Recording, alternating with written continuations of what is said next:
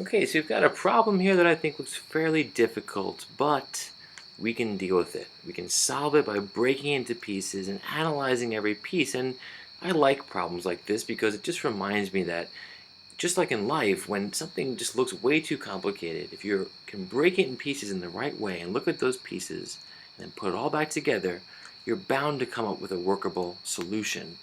And here, that is certainly true. So what we're going to do is we're given this y equation, a equation, b and c equation.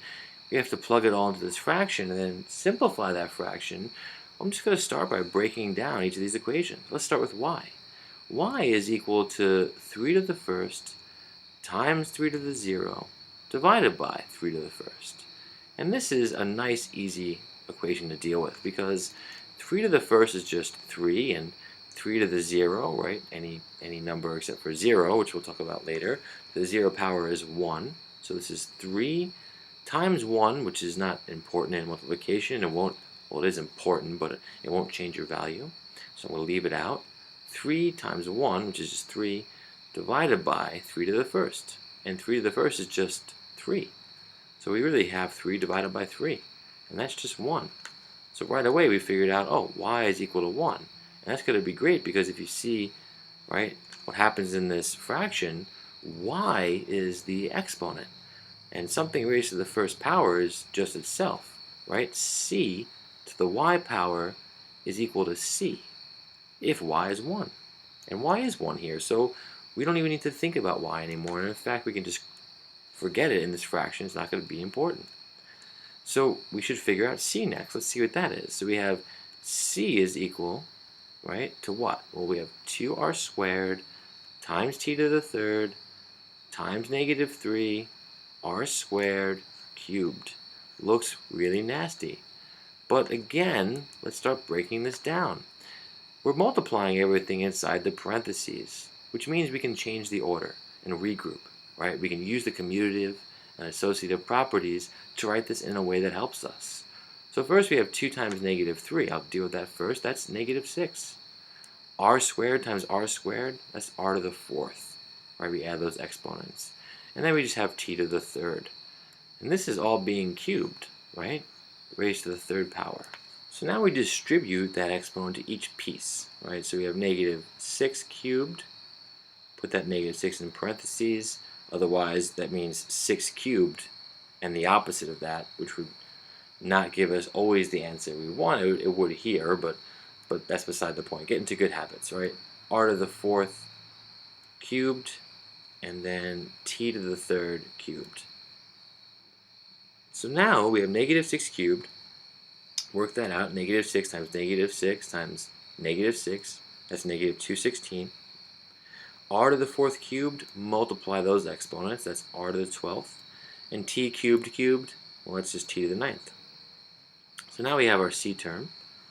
It looks nasty, but that might be easy to reduce later on. What about a and b? Well, a is equal to what? Let's change colors here. A is equal to 2r squared t to the negative 2. And already a kind of looks like c when we distributed that exponent to each piece. And that's exactly what happens because now we're going to have 2, right, to the negative 2.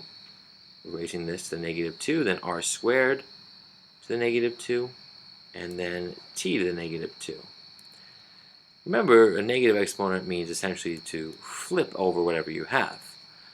X to the negative a, I'll write this one down, x to the negative a equals 1 over x to the a. That's the definition right there. In other words, if you have something to a negative power, think of it as taking 1 and then dividing 1 by whatever base you have to the positive power. So in this case, 2 to the negative 2 means 1 over 2 squared, right? Take 1 and divide it by 2 to the positive 2. And that's just 1/4, which is the reciprocal of 2 squared, right? They're flipped around. R squared to the negative 2 is r to the negative 4. Multiply those exponents. And then we have t to the negative 2. And now I'll just take the reciprocal of these two, right? 1 over r to the fourth and 1 over t squared times 1 over 4. 1 times 1 times 1, those numerator multiplied out is just 1. denominator, we get 4r to the 4th t squared. And that equals a. So now our a term and our c term. B is the shorter of, I think, one of the shortest parts of the problem, because b is just equal to r squared to the negative third power. Following our definition, that equals 1 over r, right, squared to the third power. Use your law of exponents here, you get 1 over r to the 6th. We multiply those two exponents. So that's what b is equal to right here. So now we're ready to plug in. In our numerator, we have 2 times a times b. So 2 times a is this term over here, 1 over 4r to the 4th t squared times b, which is 1 over r to the 6th, over c to the y power. Well, y, remember, is just 1, so it's not going to be relevant here, but we do have our value for c. That's negative 216 r to the 12th t to the 9th. And we can simplify this quite nicely, because what's going to happen in our numerator, we multiply this out, and we get what? Well, let me clear some of this off. Okay. We might need this space as well. Okay, so what happens is that multiply 2 by these two fractions, and 2 will be in our numerator, right? 2 times 1 is just 2.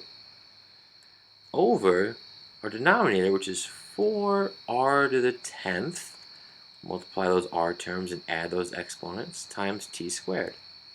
There's our numerator, almost reduced. Over what? Well, over negative 216 r to the 12th t to the 9th. Here we can reduce a little bit, because 2 over 4 is really 1/2, or 1 over 2. So this is already looking nicer. How I might go about solving this next? Well, probably what I would do, and my favorite way of dealing with what looks like a fraction over a fraction, is to basically bring the denominator up to the numerator. It's quite easy to do. All you have to do is multiply by the reciprocal. 1 over negative 216 r to the 12th t to the 9th. The reciprocal, again, just means that you flip the fraction over. Now we do the same thing in our numerator. We multiply by the same value. We get 1 over negative 216. Right, I'm just rewriting this. R to the 12th times t to the 9. That's not an a, it's a 9. Just be careful there. So what's going to happen now? Well, here in the denominator, you multiplied by the reciprocal. You took some statement and you flipped it essentially upside down. When that happens and you multiply, that cancels out to 1 and no longer will be relevant in this problem. And now we're almost done, right? So if we take this numerator and multiply, what do we have? We have 1 times 1, right? That's our numerator, 1, over 2 times negative 216, so that's negative 432. R to the 10th times r to the 12th, laws of exponents. We're multiplying two of the same base, add the exponents, so it's r to the 22. And then t squared times t to the 9th, same idea, you get t to the 11th. And I would leave it in this form right here, and you're done. Alright, hope this helped.